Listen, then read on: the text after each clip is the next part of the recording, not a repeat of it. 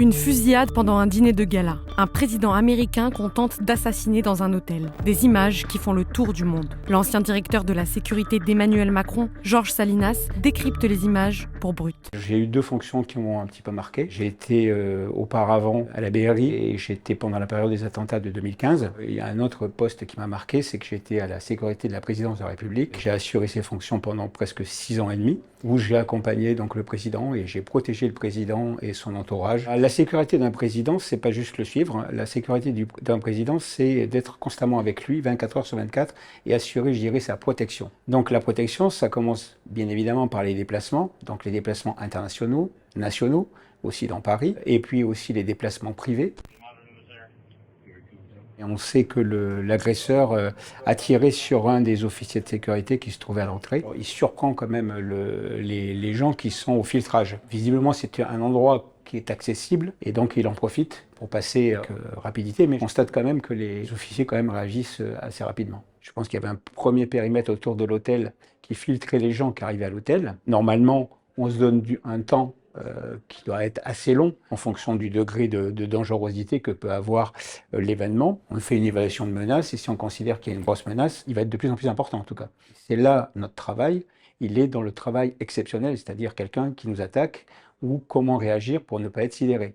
Et ça, tous les services, je dirais, et de police et de gendarmerie et tous les groupes spécialisés travaillent sur cet effet d'attaque surprise où on doit réagir et on doit avoir les bons réflexes. Un agent, il est censé regarder tout ce qui arrive. En tout cas, ce qui est sûr, c'est qu'il arrive quand même en courant d'un endroit qui n'est peut-être pas trop visible. Il y a un léger temps de réaction. Cette réaction, ils ne sont pas sidérés. Assez rapidement, ils réagissent. Donc ça, c'est le dîner. La priorité, c'était la pièce où se trouvait le président et tous les invités. Donc là, c'est une pièce qui a dû être complètement sécurisée. C'est-à-dire que les gens étaient déjà filtrés, fouillés. Et puis, on avait des gens, vraisemblablement tout autour, à chaque porte, qui devaient être tenus par des gens en armes. Et après, il y a un travail qui doit être fait au niveau de la partie hôtel qui est libre. Normalement, la règle, ça serait de travailler un petit peu sur l'analyse des clients et savoir, en gros, quels sont leurs profils, si les gens ont un passé, sont connus, pour éviter d'avoir un risque important. Moi, quand je faisais les déplacements, quand on avait de l'environnement, on essayait de savoir qui était qui. Et puis, quand on sentait une menace avec quelques individus, on les écartait.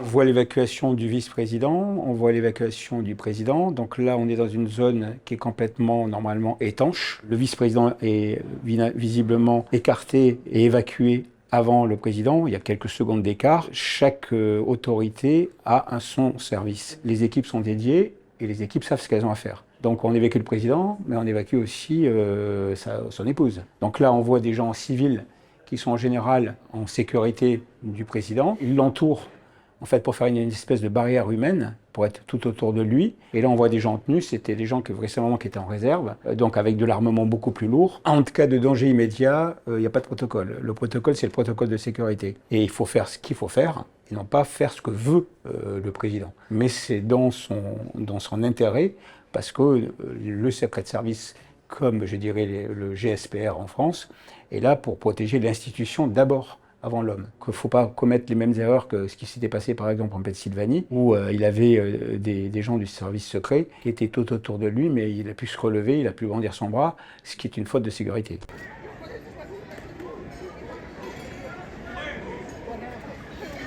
Alors, qu'on mette à l'endroit où on évacue des hommes en armes avec des armes lourdes, ça ne me choque pas du tout. Je dirais même qu'ils certains sont un peu moins offensifs que prévu. Il y en a un ou deux qui sont en position de tir, deux autres qui sont avec des armes plus basses. Peut-être une règle de sécurité, effectivement, pour éviter de faire un tir intempestif. Ce qui est sûr, c'est qu'il faut être prêt à engager le tir. Et quand on engage le tir, on perd le moins de temps possible. Je pense que la règle, c'est d'avoir sécurisé la pièce. Visiblement, elle l'est. La règle aussi, c'est d'avoir une évacuation. Visiblement, ils l'ont prévu. Donc, pour moi, les gestes essentiels sont quand même faits. Ils sont parfois faits un peu avec précipitation, parce qu'on a un président qui a une personnalité, qui est grand, qui est un peu lourd, qui n'est pas très jeune. Donc c'est tout ça qu'il faut parfois gérer.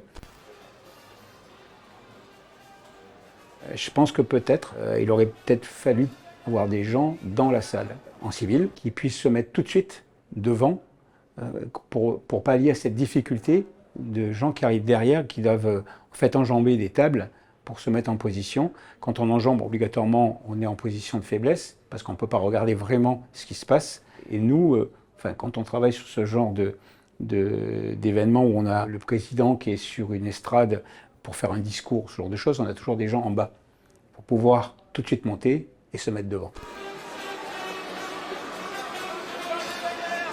Je pense que le premier réflexe, c'est d'abord de se cacher. La première chose, vous entendez des tirs. Vous savez que les tirs, c'est à hauteur de personnes humaines. So there seems to be some sort of a shooting, or certainly shots, what appear to be shots fired at the White House Correspondents' Dinner.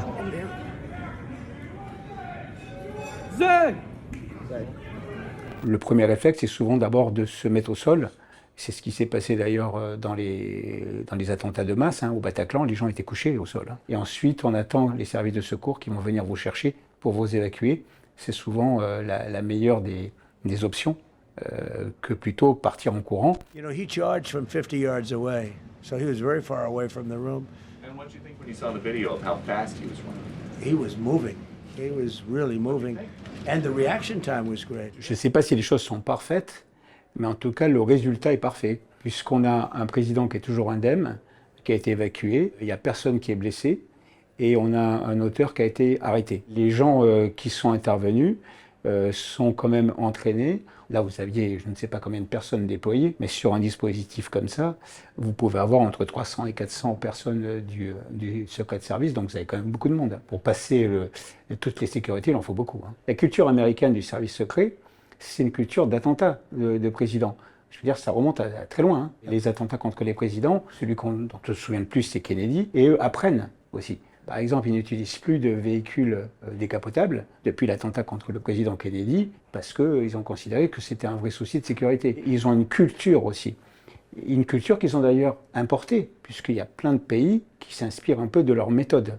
Je veux dire, maintenant vous voyez les Russes, vous voyez les Chinois, vous voyez les Turcs, vous voyez d'autres pays, ils se sont inspirés de leur méthode. Il y a beaucoup de rapports qui sont faits entre les groupes de sécurité de la présidence française et puis le Secret Service, et on travaille sur des retours d'expérience aussi pour mieux améliorer. Ça fait évoluer bien sûr les dispositifs, et donc il y a des choses qu'on prend chez les Américains, il y en a d'autres qu'on ne prend pas, mais malgré tout, on a un fond commun, je dirais, et quand on travaille avec les Américains, on travaille main dans la main, on n'est pas perdu.